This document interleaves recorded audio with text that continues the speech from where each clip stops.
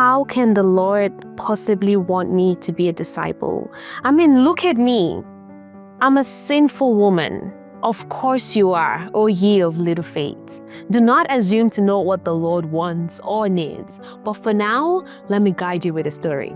In today's story, we will be looking into how Jesus called his first set of disciples. And I will be giving you 3 lessons from this story that you can use to change your life and circumstances.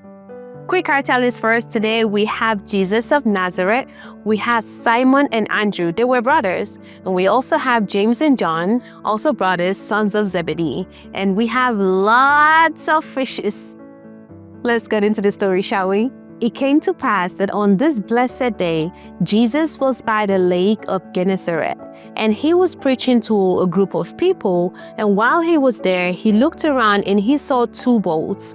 The fishermen were around, they were cleaning their nets and doing just basically what fishermen do. So he turned to the owner of one of the boats, and this owner happened to be Simon. And he said unto thee, I pray thee, let me get on your boat and preach from your boat. So Jesus got on the boat and he taught the people from the boat. When Jesus was done teaching the people, he turned to Simon and this was what he said. We'll be reading from the book of Luke chapter 5 from verse 4. And he said, Now when he had left speaking, he said unto Simon, Launch out into the deep and let down your nets for a draught. Now, basically Jesus told him, put down your net into the water for you to catch something. Now let's talk a little bit about Simon Peter. So Simon and his brother Andrew and his other homeboys, James and John, they've been trying to catch something all night. These men were not amateur fishermen, they were actually skilled. So they actually knew how to catch fishes. But they've toiled all night. I'm talking every single hour upon the hour, and they were unable to catch anything. So morning came, and obviously now Simon met Jesus, and Jesus is saying, throw your nets out, launch again into the deep for a draught. And Simon said unto him, Rabbi, I don't mean to insult your intelligence. I mean, I did hear you teach. You sound very knowledgeable, but we've been doing this all night. We were unable to catch one single fish. Nevertheless, because you asked me to let it down, we're gonna let it down again.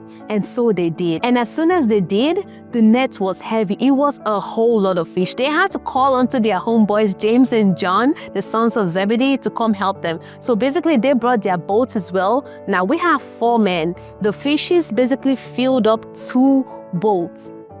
Remember that they toiled all night and couldn't catch one thing. And now when Jesus stepped into the story, he told them, launch your nets into the deep, and they did. And now they had 2 boats filled. And after they filled up both ships, Simon knelt before God and he said, when Simon Peter saw it, he fell down at Jesus' knees, saying, Depart from me, for I am a sinful man, O Lord. That statement, depart from me, for I am a sinful man, O Lord. But then Jesus said unto him, Fear not, Simon, I will make you fishers of men. Today you actually fish for fishes, but guess what? I'm going to actually make you fishers of men. And that was how Jesus found his first set of disciples. So he called Simon, he called his brother Andrew, he called James and John, the sons of Zebedee. And what happened next was that these men left everything. They left the fishes, James and John left their father, and they followed Jesus. And this is how Jesus selected his first 4 disciples. It is no coincidence that Jesus selected regular men. He didn't go to the temple to go select people. And now here comes the lessons. Lesson 1. Obedience isn't always logical, but it's powerful. You see how Jesus told Simon to launch into the deep. In one of our previous videos, we saw when Jesus told the servants to draw. So you see all these verbs, he's telling them draw. In this case, he told Simon launch. Simon had toiled all night, so it would have been reasonable if Simon was like, I'm not about to waste my time again, no, we're just not about to do this. Which honestly would have been the response from so many of us. But when he said launch, Simon did it again, meaning obedience doesn't always have to be logical, but it's powerful. Because Simon obeyed and actually launched into the deep again, he was able to receive his miracle. And by his miracle, I'm not even talking about the fishes. Number 2, Jesus doesn't just fill your net, he redirects your purpose. For a lot of us, when we look at this passage, we think the miracle was actually in the fishes. But no, think about the men who left everything to actually follow Jesus. Like, it's not just about the feeling. The problem is that so many times, a lot of us, we search for temporary feeling. We want to come to the house of God. We want to get filled only temporarily because we're not ready for Him to actually show us the purpose for our life. We're not ready for Him to redirect our purpose. When Jesus tells us that, will you leave everything and follow me, the maths begin not to add up again.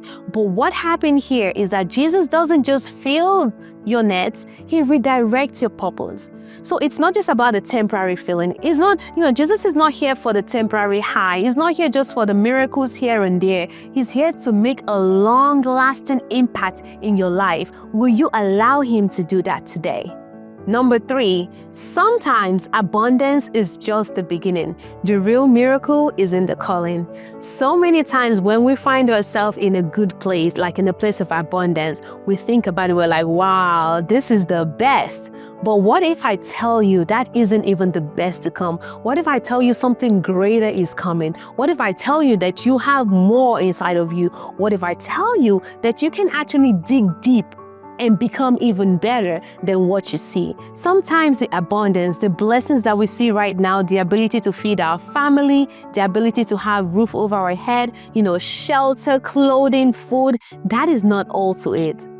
The calling upon your life is far more greater than any of those things. Yes, it is good to have sustenance for now, but eternal sustenance is the goal. Y'all, this is the end of story time for today. I really hope you enjoyed this video. Head and share this video with those in your inner circle and let your friends know that there is a calling upon their life, a calling that is about to transcend them into a greater horizon, a calling that's about to take them to even greater heights. Y'all, I love you and God loves you more. Bye-bye.